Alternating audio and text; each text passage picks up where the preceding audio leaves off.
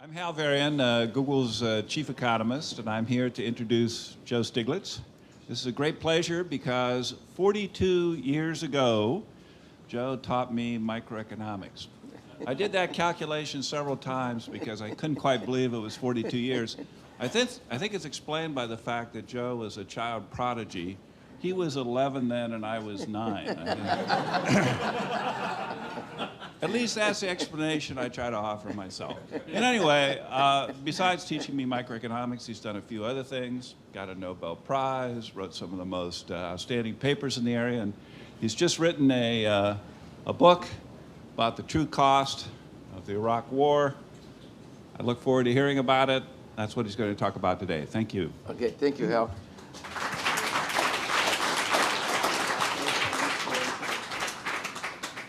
Well, it's a real pleasure to be here again. And the title of the book, The $3 Trillion War, gives away a lot of what's in the book, but there's a lot more than that. The title says that the war was very expensive, and that's true. In fact, I could have said that there's a one-sentence summary of the book. The economists like to say that there's no such thing as a free lunch. And the corollary of that is there's no such thing as a free war. And the Bush administration tried to persuade the American people that they could have a war for free.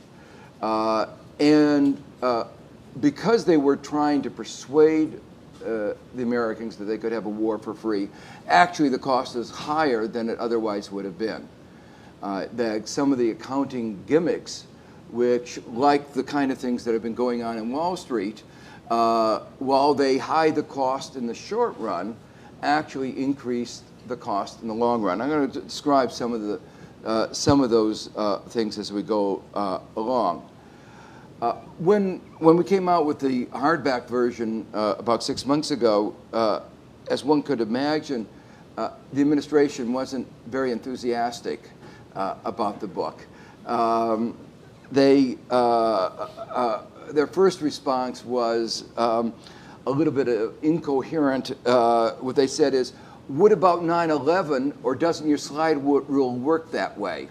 Now, it wasn't a coherent sentence, but we don't expect that from them.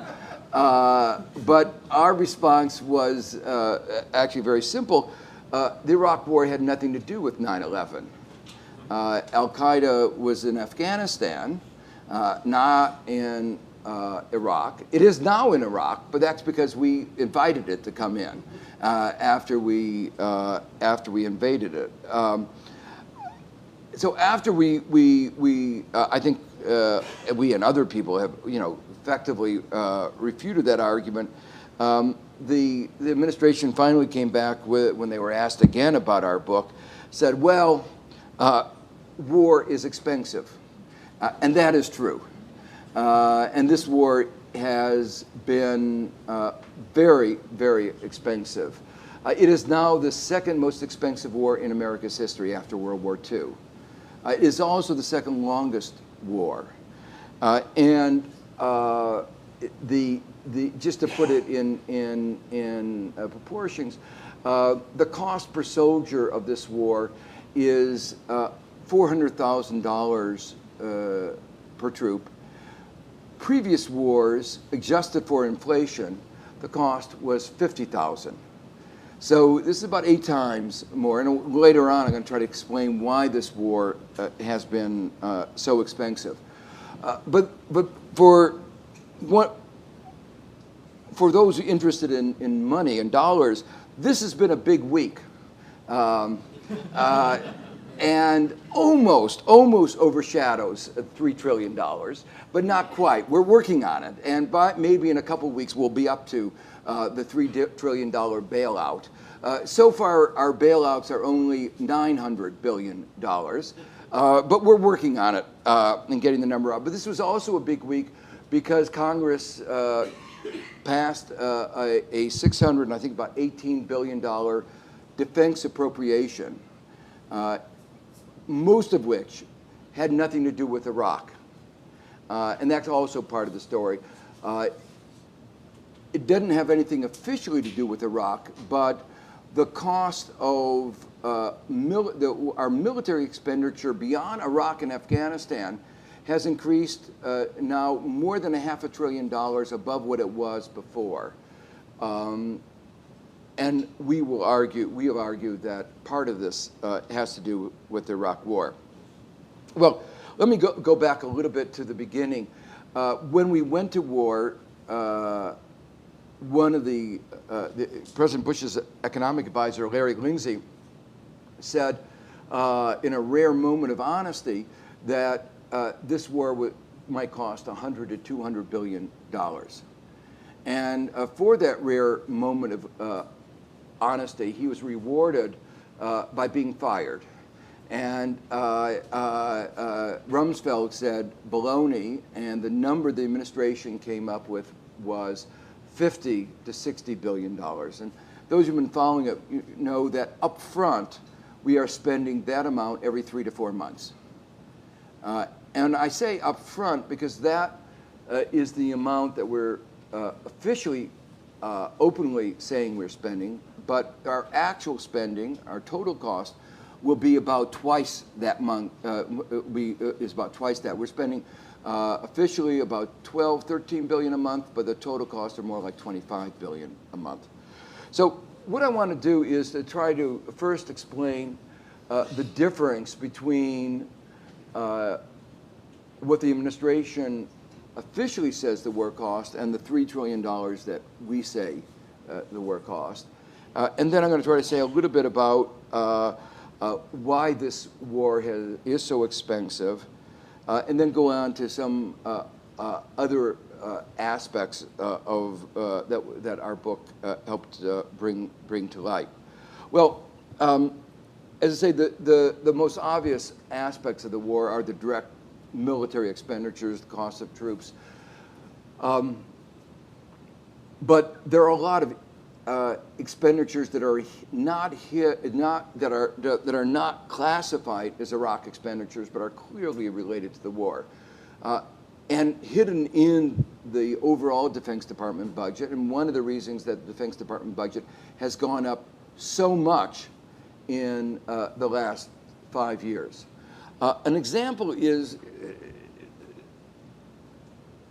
the war is not one that it has encouraged a lot of people to volunteer to fight.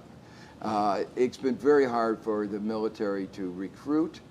To recruit, it has had to pay higher wages, big bonuses. We're talking, in some cases, $50,000, $100,000, $150,000.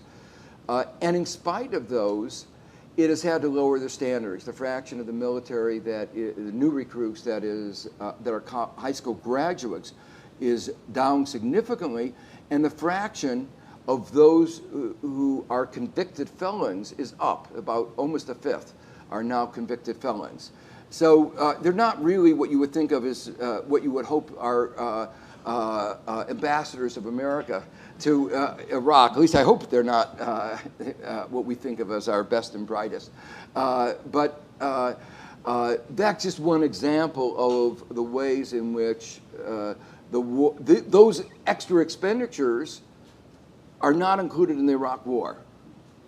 It's only the direct expenditures that we spend there, not the extra cost of recruiting or the recruitment officers. But most of the expenditures that are the difference between the 600, 700, 800 billion that we've already spent and the 3 trillion represent future cost. And these are of a couple kinds. Again, the first is the fact that the war is continuing, and as long as the war is continuing, we're going to have to be spending the 12, 13 billion dollars up front every month, and it keeps going up. In the beginning of the war, it was 4 billion a month, and now it has tripled. But the second part is that we have been using up equipment and ammunitions and everything much faster than we've been replacing it. So that the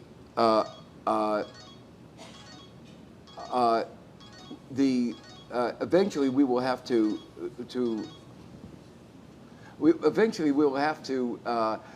replace that. It's called the cost of resetting the military back to its pre-war strength. So we are actually less equipped. Almost all the people in the military agree we are less equipped to meet any challenge than we were 5 years ago. Evidence, for instance, when Russia invaded Georgia, it was very clear there was nothing we could do.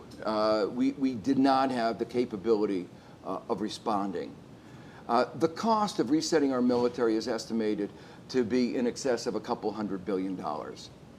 But the biggest cost that is not in the official accounting are the cost of disability. And to understand what those costs of disability are, one way of thinking about it is to think back on the earlier Gulf War in 1991. That war lasted 100 hours, so it wasn't a very long war. And we are today spending $4.3 billion a year for payment of disability payments, not healthcare costs, but disability payments for those injured in that 100-hour war. We estimate that well over 40% of those of the 1.7 million people who've been deployed to Iraq will come back with disabilities.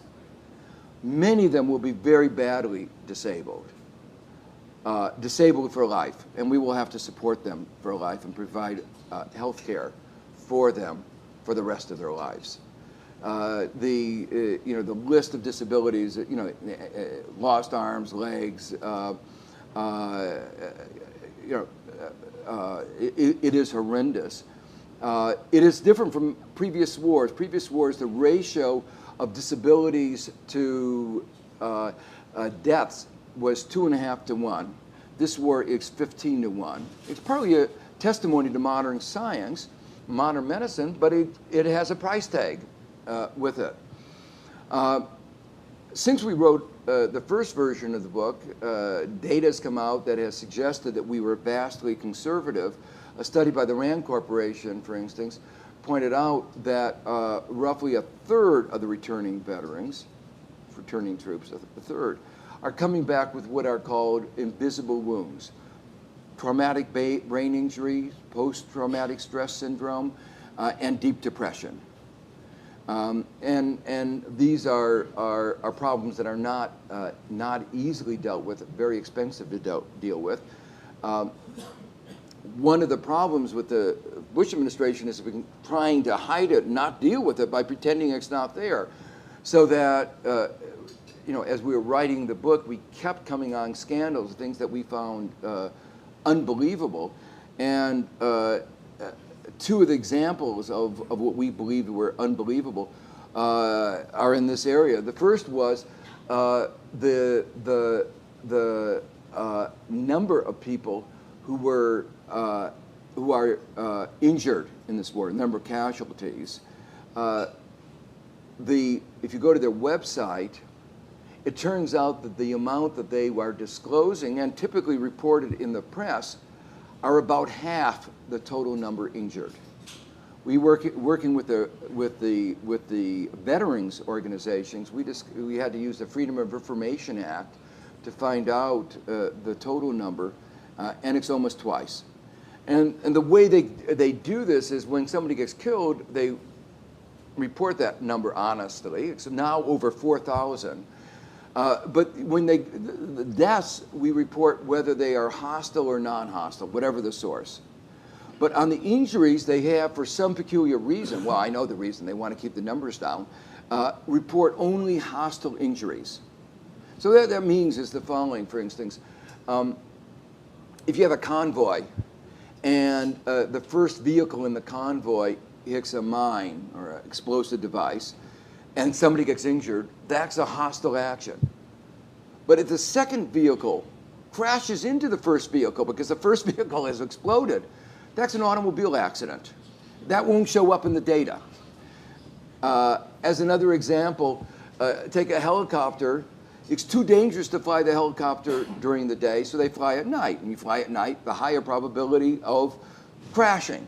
Well, if it crashes at night, that's just another accident. So that's not reported in that website that you'll turn to that gives, and which the reporters use for reporting the number of injuries. So the number of injuries now is around 70,000. And that doesn't include these invisible wounds that I mentioned before. The second scandal that you know, is again hard to believe is that the Bush administration has not provided money for the Veterans Administration to do what it's supposed to do, which is provide health care for the returning troops. As late as 2005, 2006, the appropriations to the Veterans Administration was based on data for 2002 before the war, as if the war resulted in no injuries. The result of that is that the returning veterans, having fought one battle, now have to fight another battle. They have to fight the battle with the bureaucracy to get the benefits to which they're entitled. They have to wait months. And in some cases, it's just very difficult. Those who are well enough off, whose parents are well enough off, their parents go and buy it for them and pay privately. So it saves the military some money. People buy private health care. But it doesn't save society resources. Those resources have to be spent. As many of you may know, studies of homelessness in the United States, a disproportionate number of the homeless people are Vietnam veterans. And they're people who suffered from PTSD, post-traumatic stress syndrome, in the Vietnam War. And all the experts say that we are now in the process of creating a new generation of homelessness. And that if we don't provide adequate mental health care for these returning troops in a reasonable amount of time, we will have large numbers of people in the future being homeless. There's one more category of dollar cost, which are the interest payment. And this war is unique in the history of the United States, probably in the annals of war in general, that when we went to war, we had a very large deficit, and yet the president decided to give a tax cut to upper income Americans just a couple months after the war. And that has meant that this war has been put entirely on the credit card. It has contributed to the mountain of debt, which is at the core of the problem that our country is facing today. It's like buying a car when you borrow everything. You have to pay for the car, but then you have to pay for the interest, and you have to pay for the interest on the interest. And so the total cost is going to be a multiple of the original cost. And it was all part of this strategy of trying to tell the American people that you could have your cake and eat it too. There was no guns and butter trade-off. You could have a war for free. We could go to war. You could have your consumption binge. We could have both. In previous wars, when we asked young men and women to risk their lives, there was a sense of shared sacrifice. You would say to the people who couldn't fight, the form your sacrifice will take is an economic sacrifice, higher taxes. But the sacrifice that President Bush asked for was that they should go to the shopping mall to support the economy. So that accounts for the mountain of debt. It's also, interestingly, the first time since the Revolutionary War that we have had to rely, to the extent that we have, on foreigners to finance the war. So about over 40% of what we have borrowed has been from abroad. And for an obvious reason, Americans are not saving. Household savings rate in the United States is down essentially to 0.6%. So there is no savings, and so we had no other place to turn but foreigners. Well, these are the budgetary costs, and no matter how you slice it, these budgetary costs by themselves come to $2 to $3 trillion. And so, in fact, when people say, how do you get this large number, it's actually just a simple matter of arithmetic. But our book is not just concerned with the budgetary cost. It's also concerned with the cost of the economy that go beyond the budget. And these are of two kinds, the microeconomic cost and the macroeconomic cost. And let me just very briefly try to explain what those are. The microeconomic costs let me give you some examples. When somebody gets, one of our soldiers gets killed, if he hasn't bought life insurance, he gets what is called a death gratuity of $100,000. That's the total budgetary cost. That's what shows up as the cost to the budget of one of the more than 4,000 people who have died. But the cost to our society is obviously much greater. The lost productivity, we're not talking about the emotional cost, the cost of the family, to his children, to his parents, to his siblings, but we're just talking about the economic cost. It's an unpleasant task, but economists all the time have to engage in the task of valuing life. We have environmental regulation, automobile safety regulation, a highway safety regulation. There's a cost. And the government says, if you're going to have a regulation that has a cost, you have to assess the benefit. And the benefit includes the number of lives that are saved. If we have less arsenic in the water, it's more expensive, but fewer people are going to die. But then the question is, what is the value of life? In terms of loss output and other measures of value of life. And the government and private sector use numbers anywhere between $7 million per life and $20 million a life. So this is a standard procedure that is used all the time. It's called the value of a statistical life, VSL. And that's what we use. In our book, we use the number that the EPA, the Environmental Protection Agency, uses of $7.2 million. But the important point I want to stress is 7.2 million is a lot more than 100,000. So the 100,000 is the budgetary cost. This number around 7 million could be 20 million, but in any case, much larger, is the cost to our society, the cost to our economy. As another example, when somebody gets injured, and as I said, a lot of people have come back very seriously injured. And about 20% of the families in which somebody is seriously injured, somebody in the family has to give up a job to take care of them. They require full-time care. I mean, that's how bad a lot of these injuries are. Well, that's a cost to our economy. They're providing care to their family, but they're not part of our labor force anymore. And so that's another cost to our economy that we calculate. There are a lot of other costs to our economy that are harder to quantify and that are not in the $3 trillion, 4 trillion, 5 trillion.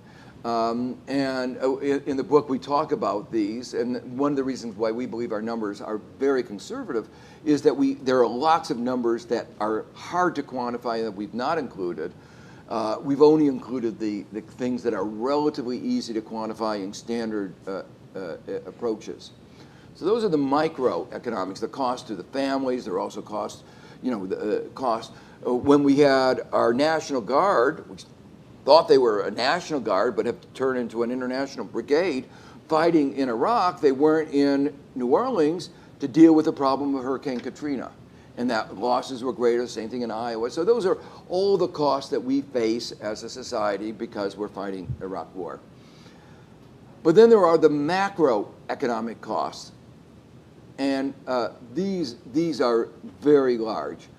And one of the things that we've tried to do in our book is to link the economy's current economic problems with the war. To some extent, I don't want to overstate this, but to some extent, there aren't two issues in this campaign. There's really one issue. The war is part of the economic issue. And let me try to illustrate two of the key links between the war on the one hand and our economic trauma on the other. the first link was even made by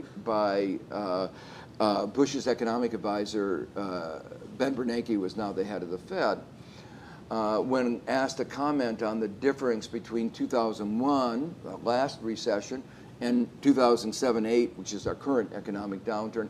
He said that the very big difference is that in 2001, we had a 2% of GDP surplus.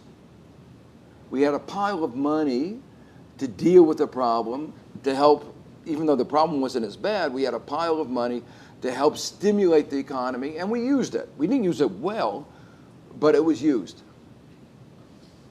But in 2007, 2008, we don't have a pile of money, we have a pile of debt.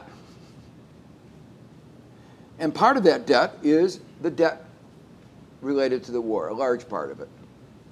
So our national deficit, our federal deficit in 2008, 2009 is expected to reach an all-time high.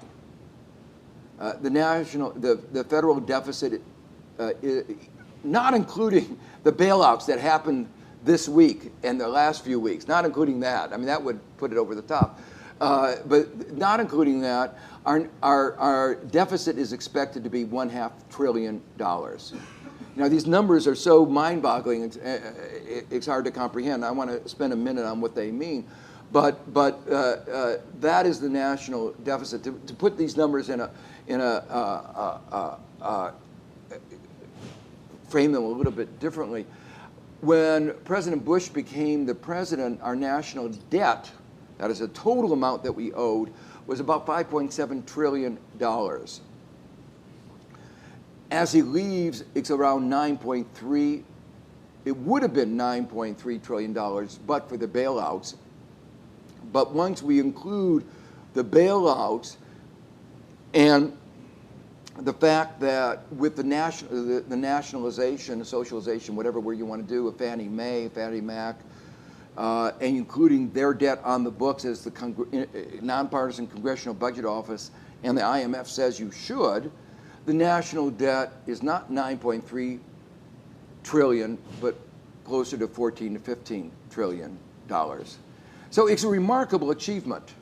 There was an interesting article, op-ed in the Los Angeles Times yesterday by somebody pretending to write from the World Bank, where I used to work, saying welcoming the United States to the less developed countries of the world, and said it's a remarkable achievement that it normally takes decades and decades. The process of decline. Argentina was one of the 6 wealthiest countries at the beginning of the last century, and it took it about 50 years to decline. That we have accomplished in 8 years what took other countries decades to accomplish. And then it went on to describe the virtues of being a poor, badly governed, non-transparent country.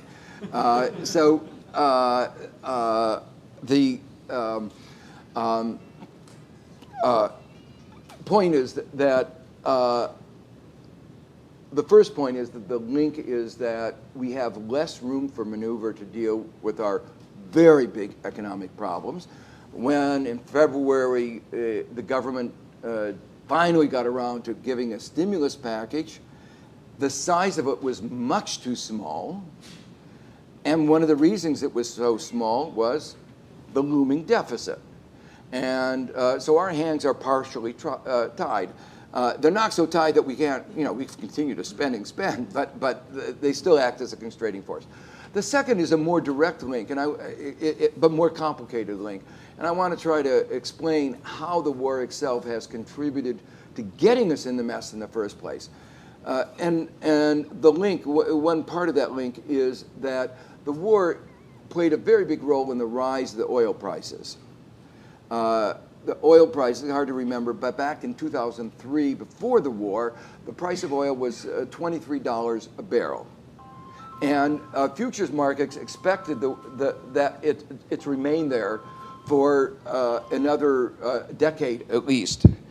What they thought, they understood that there would be an increase in demand from China, emerging markets, even the United States and Europe.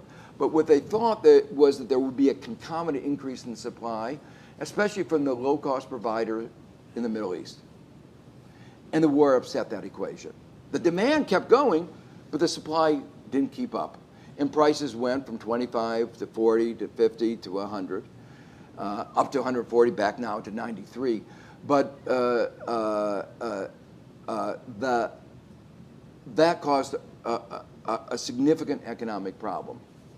Now, back in the 70s, when oil prices shot up like this, most of the countries around the world, most of the regions around the world went into a recession. It was a period of stagflation. There was one region that avoided that, and it did it very much in the same way that the U.S. did, and I'll come back to that in a second.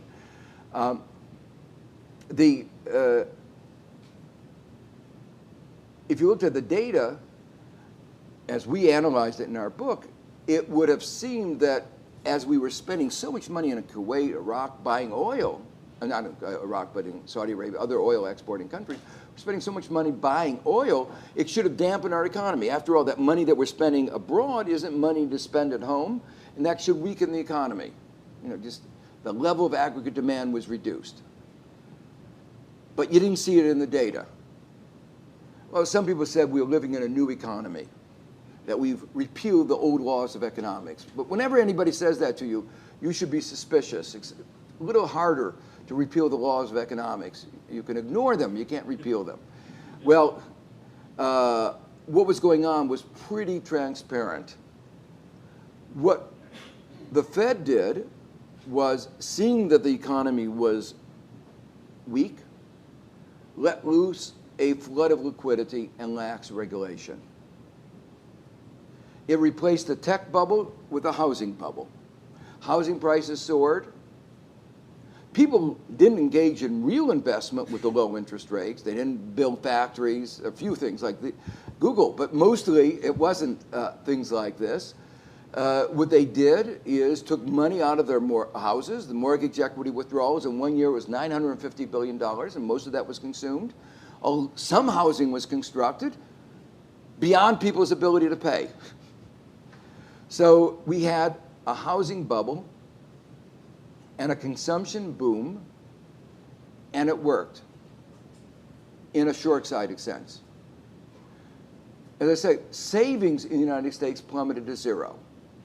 So we kept our economy going by having a big party. And we spent and spent, and we offset what we were spending abroad on oil by spending so much all over, in total. And so as a result of that, we avoided the downturn that would have normally been expected from the high oil prices. But it was extraordinarily short-sighted. In effect, we were living on borrowed money and borrowed time, and it was just a matter of time before a day of reckoning was going to come. I think the Bush administration hoped it would happen after November 2008. But as in many other things, things didn't work out just as they had planned, and it began to unravel in August 2007. Well, I mentioned a moment ago that there was one part of the world that had avoided the pitfall, the problems of the 70s, the oil shock of the 70s, and that was Latin America. And how had it done it? By borrowing and borrowing. And so in the 70s, they too had a consumption binge.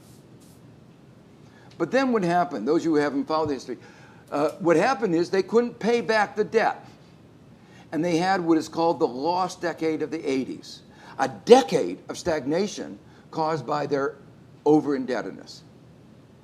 So the Bush administration had read the first part of that chapter about how borrowing can get you out of the problems, but hadn't read the second part of the chapter, that borrowing leads to problems down the line.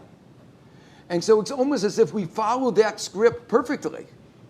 And it worked just like it worked in Latin America, and now it's working again just like it worked in Latin America. We're beginning to pay the price for that heavy level of indebtedness. And so that's where you can see really the link between the Iraq War and our current economic turmoil. Well, I said there are a couple of things I want to do. First I want to say just a word about trillion. Trillion is a big number. Now, many of you, I guess, are used to dealing in 10 to the 0, 10 to the 12th kind of thing, so you're used to it. Most of my audiences, people don't think that way. So you have to explain, a trillion is a million. But that still doesn't help very much, other than to say it's a big number. But one of the ways I try to explain it is is to say we have a new unit of account. You can think about what you could have purchased for an hour of fighting, a day of fighting, a year of fighting, and so forth. So for instance, to give you an example, America is experiencing effectively an epidemic of autism, and we don't know what is causing it, but about 1 out of 150 children is being born autistic. We don't know really what to do about it. But we could double the amount of research we do in autism for 4 hours of fighting. I'll give you another example. The president not long ago vetoed a bill. America is the only of the advanced industrial countries that does not provide health care as a basic right. That 50 million Americans do not have health insurance, and that means if you're one of the children of these families that doesn't have health insurance, you might not get health coverage. And so Congress passed a bill saying that children who don't otherwise have insurance should have health insurance. If you don't get health care when you have an illness when you're a kid, you could have a lifelong scar. It could affect your productivity. So it's actually even you can look at it as an investment. Well, he vetoed it. President Bush vetoed this bill saying we couldn't afford it. And what he was talking about was just a couple of days of fighting of the Iraq War, a few days of fighting. So we have enough money to fight that war, but we don't have enough money to have health care for our children in America. Of course, all of this metric has been changed a little bit by the AIG bailout, because it's about it was about 3% of what it would have cost what the AIG bailout. So another way of thinking about these bailouts is we have enough money to bail out these financial giants of mismanaged risk, but we don't have enough money for our own children. Well, many of you may remember about almost 4 years ago, the president in a State of the Union address said our Social Security system is bankrupt. And if we don't do something about it, our whole country will be bankrupt, our economy will be bankrupt, and we will break the covenant with our elderly. It's a disaster. Well, for approximately 1/6 of the cost of an Iraq war, we could have put our Social Security system on sound financial grounds for the next 50 to 100 years. We could have put that problem aside and say, we'll deal with it in 2060. Well, meanwhile, in the last 5 years, we have created an unfunded entitlement of over $600 billion to care for those who are injured, the disabled in Iraq. So we've created a gap as big as our Social Security gap in the last 5 years as a result of the war. So these are just a few ways of trying to grasp what $3 trillion is. Well, I want to say just a few words also about why this war is so expensive. I already talked about the fact that it's been on debt, the high level of disability. 2 other points why it's so expensive. One of them is this war, in a way, shares something with Wall Street. Bad accounting. In fact, the government uses cash accounting. If any private sector firm used cash accounting, used the accounting system that the government uses, they would be put in prison. It is a very misleading kind of accounting. The difference is the following.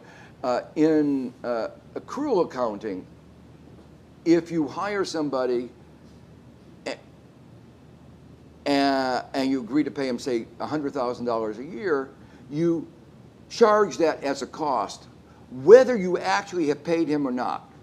Let's say you don't send him the check. You forgot to send him the check until after the end of the year. It still shows up as a cost this year, whether you pay him or not.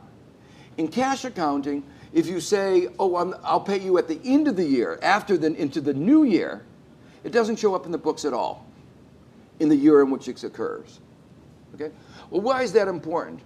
Well, if you're trying to hide the cost of the war, you want to get your cash expenditures down, and no one looks at the future expenditures.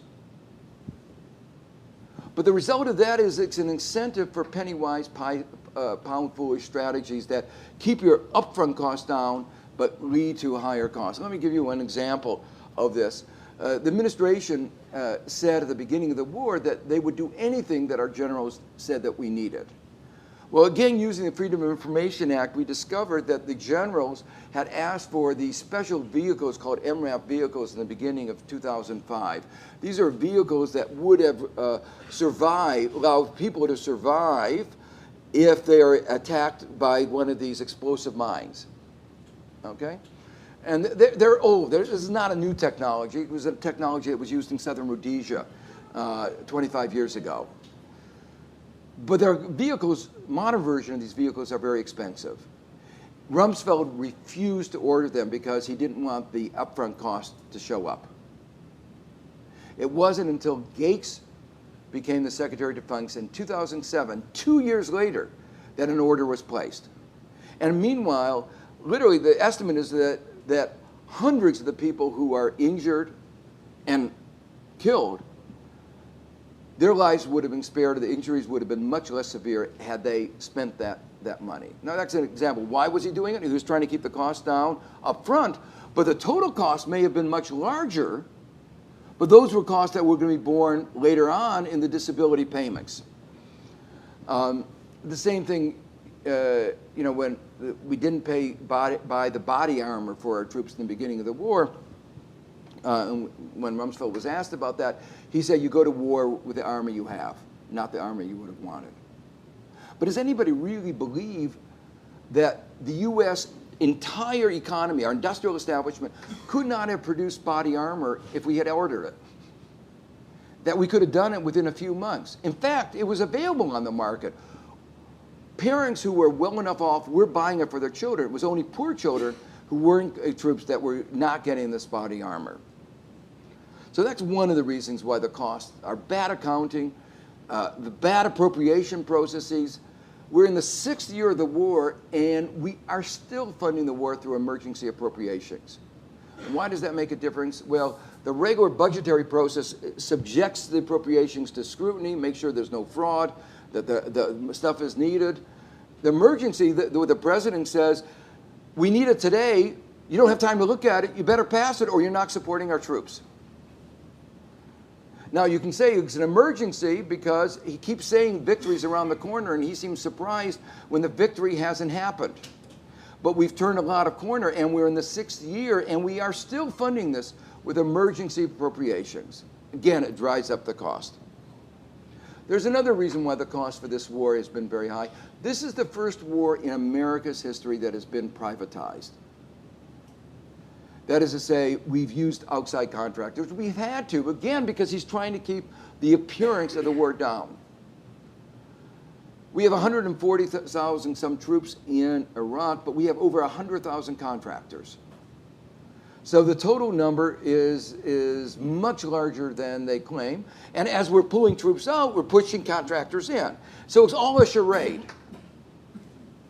Now, contractors are expensive. Some of them are very expensive. The contractors, like the security guards, you probably read Blackwater, they get paid a lot more, 2-3 times as much as our our military get paid. But the cost is even more because you have to pay the profits to Blackwater.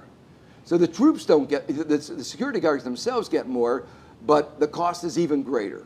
Now, it's even worse than that. The cost is greater for three other reasons. One of them is it's very bad for the morale. Can you imagine troops doing exactly the same thing that a private contractor is getting, but right next door, but that guy, the contractor, is getting paid 2 or 3 times as much and not subjected to military discipline?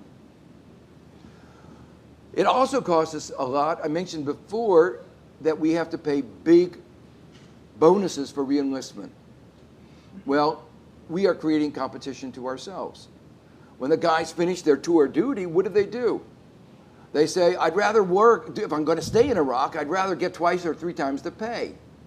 And so what does the military have to do? It has to pay big bonuses to keep them from jumping over to the private contractor. So it costs us again.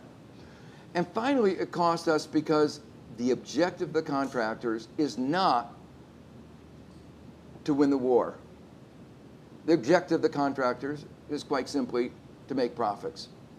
Their mission is not our mission. And you can see that very clearly. At the beginning of the war, let me just give you one example.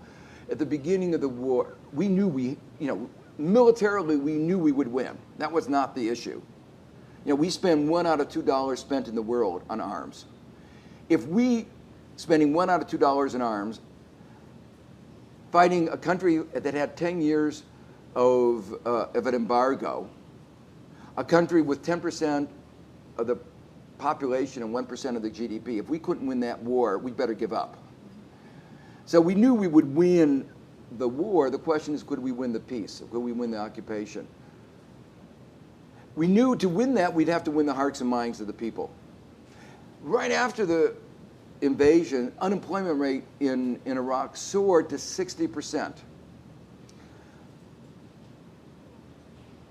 It is well known that if the combination of unemployed young men and arms are an explosive mixture.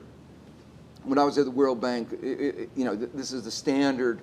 We did some work trying to maintain peace, like in the Philippines. I went to Mindanao, up into the mountains. It was the most exciting time. I had like 60 bodyguards around me, with machine guns, and going to talk to the guerrillas to try to get them to lay down their arms and try to create employment for them as an alternative to fighting as a means of living. Well, so we knew we had a long history of this, that we had to create jobs. We failed to secure the arms when we were marching to Baghdad because we were in a rush. So we knew the arms were floating around the country. But then we made a mistake. We hired these contractors. The contractors' job was to minimize their costs, maximize their profits, minimize the cost. The cheapest labor were Nepalese, Filipinos, cheaper than Iraqis. So what did we do? While the 60% unemployment, we started importing, the contractors started importing Nepalese and Filipino contractors, workers. And of course, it generated resentment, it generated anger, and with the unemployed men and the arms, it began the insurgency. That's where the things all started to unravel. And just to put a little footnote on this, we are, in the way we use our contractors, also engendering enormous resentment around the world. I was talking the other day to a member of the Philippines cabinet. They have a member of the cabinet of the government who's assigned to making sure that their that they have a lot of workers, migrant workers, working around the world, and they want to make sure that they're treated well. So they have a special minister who looks after them, and they know that working in Iraq is not the ideal working conditions. In fact, they worry about their workers being kidnapped and all kinds of problems. So they stamp on their passport, not valid for Iraq. They don't want any Filipinos working in Iraq. But then they discovered that there are 7,000 Filipinos working in Iraq, all of whom have to go through U.S. checkpoints. So their view is the U.S. government is complicitous with the contractors in violating Filipino law in allowing these Filipinos to go into work in Iraq. Well, that's an example of the final thing I want to talk about before opening it to question, and that is, as we were writing the book, you know, we began as you might say, green-eyed, shaded economist, and Linda does accounting. She was the chief financial officer of the Department of Commerce. So this began as you might say, a technical economic book. It was a paper presented at the American Economic Association meetings. But as we got into it, we wound up getting involved in what might be described as just investigative reporting. Things that were going on that had not been reported at that time. Many of them have since, partly because of our book. And we kept uncovering things where I would find something and I would ask Linda, this can't be true. I must have misread this. And she would check, and she said, no, you were right. Or she would find something, and literally unbelievable stories. And I just want to share with you a couple of those. I've already given you a couple of examples, like the lying, dishonesty about the number of troops that have been injured. One of the stories, for instance, that has been widely discussed, and that we begin the afterword in this paperback version, is that 18 of our soldiers have been electrocuted taking showers because of faulty electric wiring by our contractors. And no one will take accountability. And they continue, the electrocutions continue after the problem has been discovered. They guess nobody says, well, it's not my job to fix it. And so the process of, you can imagine the mothers who see their children, their sons, electrocuted for absolutely no reason. You know, this another example is that involving actually one AIG. Might as well mention this. The government a long time ago passed a law saying that if the military hires a contractor, the contractor has to provide disability and death benefits for their employees. It's sort of a good employer law. The problem is that the insurance premium for fighting in Iraq is pretty high, okay? So the contractors all come back to the US government and say we can't pay for it. So the Department of Labor pays the premium. So this is a cost that goes in the Department of Labor, not in the Department of Defense, so it doesn't show up in the books. But then we discovered something else, and this is where I say I can't believe this. It turns out, not surprisingly, any of you who've ever tried to collect on an insurance policy know what's the critical thing? The fine print. Well, what is the fine print? The fine print are the exclusions. What are the exclusions? If you are injured or killed in hostile action, it's excluded. Now, what happens if you're in Iraq? Most of the people, the government claims that nobody's getting killed or injured in hostile action, but the insurance claim everybody is killed or injured in hostile action. So AIG is collecting millions and millions of premium, but refusing to pay out any money. And we, the taxpayers, are having to pay out the money for the death benefits and the disability of the contractors because the insurance coverage refuses to pay. And AIG is the big culprit in this story. So while we're bailing out AIG is profiteering, is engaged in war profiteering. Two more stories very briefly. One of them is, actually I could just go on. Let me just give one and then open it up to questions. You probably all know the story of coals in Newcastle, the absurdity of bringing coals to Newcastle. Well, what would be the equivalent thing in Iraq? Sand. We are paying contractors in Kuwait to put sand in sandbags to ship to northern Iraq. Now, you have to say, what's going on here? It's very expensive to ship, by the way, because these trucks are very fuel that could get, why are we doing it? Well, you may have heard something about the surge and that creating stability in Iraq. That's a bunch of baloney. What is true is the level of violence has gone from a terrible, terrible level to a terrible level. Any other country in the world where 25 people get killed one day, 50 people get killed another day, 10 another day, would be frontline news. But we've become so immune to these stories that it doesn't even get on the front page. It gets buried. Well, it's too dangerous to make sandbags in Iraq. The contractors won't do it. So they insist on filling the sandbags in Kuwait and shipping them to northern Iraq. And it also tells you something about the success of the surge. Well, let me just perhaps conclude by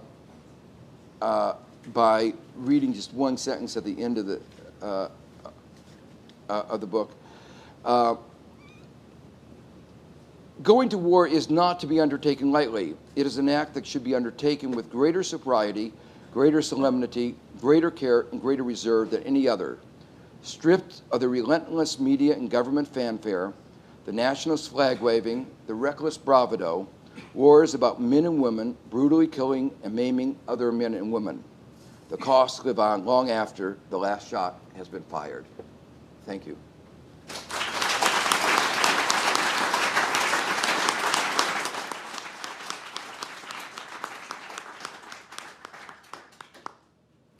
Hi, my name is Kevin McCurley. I'm a research scientist here. You painted kind of a bleak picture about debt, which I've sort of been aware of since I'm actually one of the old guys here who's approaching Social Security. You might have noticed there's an election coming up.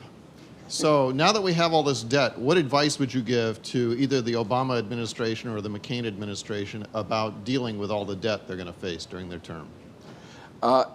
Well, the reality is that the debt is so large that it will take years, maybe generations, to deal with. But that means, for instance, you have to be very careful with what you spend and how you spend it. So, a rich country can become poor by squandering its resources, and that's what we've been doing. So let me just give you two examples. One is, I think the war is a drain on our economy. It's bleeding our economy. Our military expenditures are very high, but we're not getting a lot of security for it. We're spending a lot of money on weapons that don't work against enemies that don't exist. So we can get more security for less money. But we haven't been willing to engage and say, every other industry we say we have to be efficient. The defense industry, efficiency is put aside. So we have to rethink that as an example. But let me give you one other example. To stimulate the economy, we need to stimulate the economy. No doubt about that. But it makes a difference how we do it. And we have to think about how do we get the most bang for the buck. We will have to increase our deficit to keep our economy going. But there are ways that we can do it that stimulate the economy more and ways that will do it less. The way we did it in the bill that was passed in February of this year was very wasteful. It hasn't worked. As your unemployment rate has continued to go. It just didn't work. It was badly designed. It was obvious. There are better ways of doing it. So the big advice is, as money gets scarcer, you have to be more thoughtful.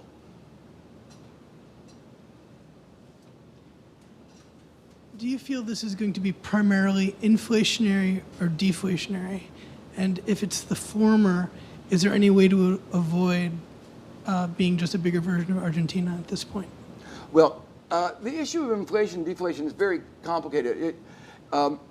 As the economy goes into a downturn, there are deflationary pressures. The high price of oil and food is an inflationary pressure. There's one more factor that's very important. Somebody asked the previous question, how do you deal with the huge debt? traditionally, one of the easy ways of dealing with debt is to not renege on the debt, but to decrease the real value of the debt. You owe $100. If you get the price level up, what you have to return for that $100 is a lot less goods. Inflation decreases the real value of what you owe.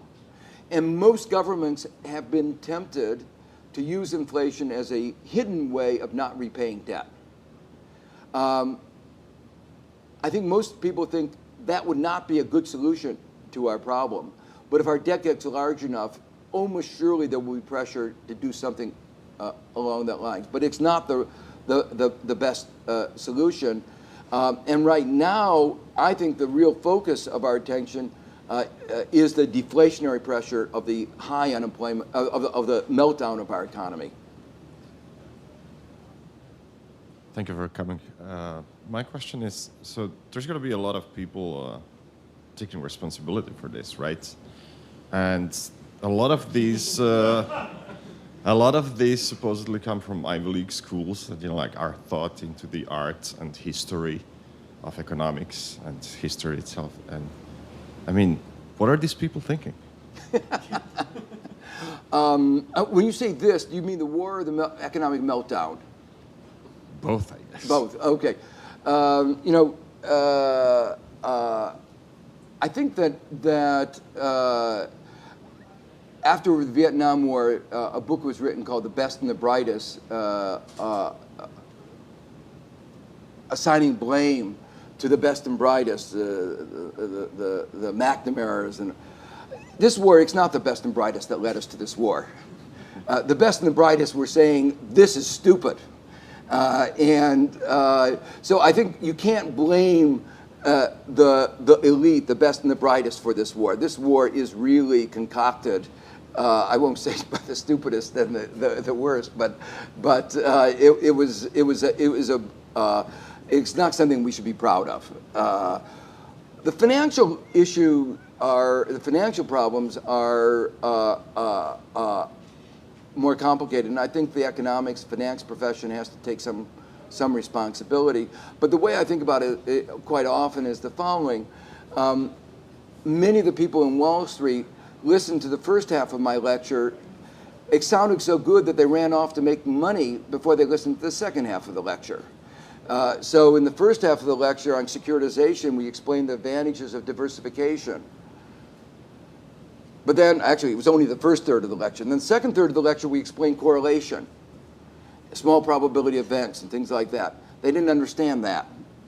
Their probability theory never went beyond normal distributions. They didn't understand fat-tail distributions. And then the third part of the lecture was about asymmetries of information, that when you securitize, you create a new asymmetry of information. They never understood that. So in a sense, what was really going on was these guys thought they understood economics. They didn't. They listened to a part. They picked up, there's an expression that a little bit of knowledge can be dangerous. There was a lot of little knowledge in what went on in Wall Street, and it was very dangerous. Thank you. Hi. There was a rumor going around that current administration is going to solve the debt problem by turning on the printing machines basically creating a huge stagflation, and then creating a united currency with Canada and Mexico called Amaro. So what do you think of that? Yeah, I don't think, it's interesting, all the rumors that are going around.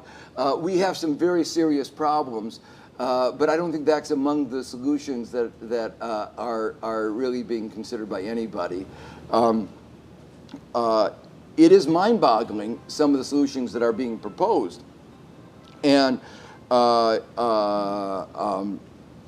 what concerns me are the solutions that are being thought about by this current administration. Most of them have been in the nature of stopgaps, sort of fighting one fire and then saying, oh, the flame is a little bigger, let's get a little bit bigger fire extinguisher, and then a little bit bigger, let's get a bigger fire extinguisher. They began with Bear Stearns. They took $29 billion of taxpayer money, in effect, bailed it out without getting anything in return. And yet, the shareholders of Bear Stearns walk off with more than $1 billion. You know, this is a strange contract. And the next time, that was small though, compared to what happened in Fannie Mae and Freddie Mac. They first said, we'll give an unlimited check. Thought that would have saved things. No, if you looked at the details, it was very badly designed, didn't work. Then they came up with another bigger bailout for Fannie Mae and Freddie Mac. And then we have the problem of AIG, and then they say, okay, but Lehman Brothers, we're gonna let that one die. So it's all been very ad hoc. They haven't come up with a program that is comprehensive and deep enough, and that means, I think, to really be an effective program, you not only have to provide the finance, you have to think about the underlying forces that are giving rise to it. Underlying force giving rise to it is the foreclosures, the fact that people can't repay their loans. You have to do something about that. And they refuse to talk about the homeowners who are losing their homes as they're bailing out these other. They say, well, we worry about moral hazard. Somehow moral hazard is ignored when it comes to the big bailouts. On that note, thank you very much for coming.